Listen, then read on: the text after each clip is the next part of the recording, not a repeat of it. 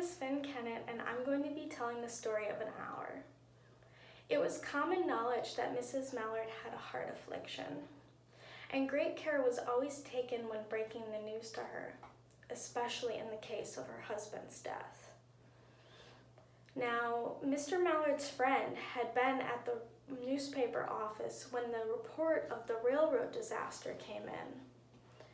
Brentley Mallard's name was at the top of the killed list, and Richard stayed around only long enough to confirm this fact. He rushed to the Mallard residence before a less careful and less tender friend could break the bad news. It was her sister Josephine who told her the news, in broken sentences and veiled hints. Mrs. Mallard did not hear the story the same as many women. She was not paralyzed by fear, unable to accept the significance. She wept immediately, suddenly, with wild abandonment, and she fell into her sister's arms. When the storm of grief passed her, she retreated to her room.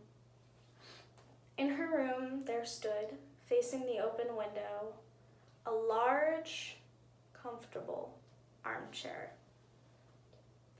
Into this her body sank, with a physical exhaustion that seemed to reach her soul. She stared through the open window, and she could see the tops of trees bursting with new life. And in the street below, there was a peddler crying his wares. The air smelled of fresh rain, and she could hear the distant notes of a song someone was singing that faintly reached her, and there were birds twittering in the eaves.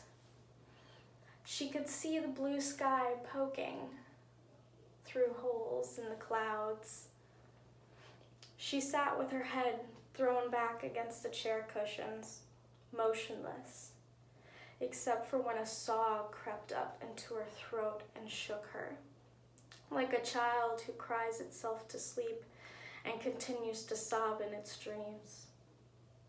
She was fair, with a young face and a calm composure, whose lines bespoke of repression, but also a certain strength. But now, there was only a dull stare in her eyes. Her gaze was fixed far off in the distance. But it was not of reflection. It was of an absence of thought. Something was coming. She was waiting for it, fearfully. She didn't know what it was. It was too subtle and elusive to name. She could feel it reaching towards her. Her chest rose and fell tumultuously. She recognized this thing that was approaching to possess her. She attempted to beat it back with her will, as powerful as two white, slender hands would have been. When she abandoned herself only slightly, a word escaped her lips. She whispered it over and over underneath her breath. Free, free, free. The vacant stare and look of terror left her eyes. Her pulse beat fast, and the blood coursing through her body warmed and relaxed every inch of her body.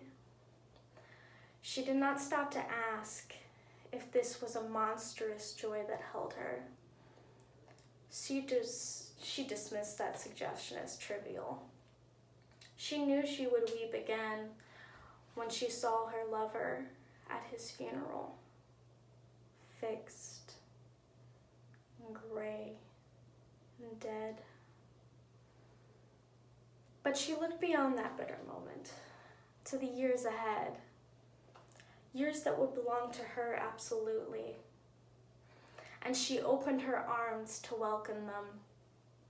There would be no one else to live for during this time. She would live only for herself. There would be no powerful will bending hers.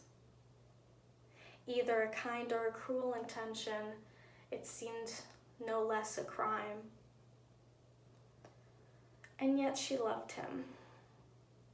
Sometimes. Often not. Free. Body and soul free. She kept whispering. Josephine was kneeling by the door with her lips to the keyhole. Louise, open the door. I beg of you, you will make yourself sick. What are you doing, Louise? For heaven's sake, open the door. Go away. I am not making myself ill. No. She was drinking in the elixir of life through that open window. She breathed a quick prayer that her life might be long. It was only yesterday that she shuddered at the thought of a long life. She finally arose and opened the door. She carried herself like a goddess of victory. She clasped her sister's waist, and together they went down the stairs where Richards was waiting for them. Suddenly, Brentley Mallard walked through the front door. He'd been away from the scene of the accident. He didn't even know there had been one. He stood amazed at Josephine's piercing cry and Richard's quick motion to shield him from his wife. When the doctors came, they say she died of heart disease, of the joy that kills. Thank you.